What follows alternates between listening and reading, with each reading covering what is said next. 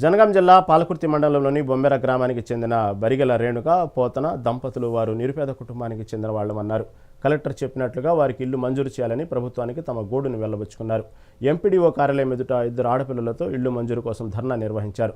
అర్హుల జాబితాలో తమ పేరు వచ్చిందన్నారు.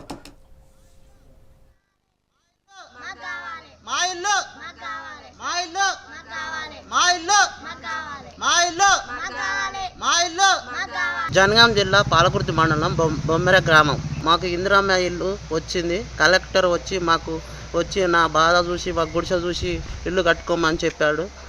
నా పేరు పోతన. అయితే మాకు 180 గజాలు ఉంది. మా పరిస్థితి చూసి నాకు 2 ఆడపిల్లలు. మా పరిస్థితి చూసి ఇల్లు కట్టుకోమని చెప్పిండు. చెప్పినా కూడా నీకు ఎంత కూలి వస్తుంది, ఏం కథ, 2 లక్షలు అయితే అవుతాయి, కాకపోతే కాదన్నారు. దాని ప్రకారం నేను కట్టుకున్నా. మాకు వచ్చి కలెక్టర్ వచ్చి మాట్లాడిండు. ఇల్లు ఏమంటే ఈ రాజకీయవేత్తలు అంత అది చేసిండు. మా ఇల్లు మాకు కావాలి. జనగాం జిల్లా పాలకుర్తి మండలం బొమ్మెర గ్రామం.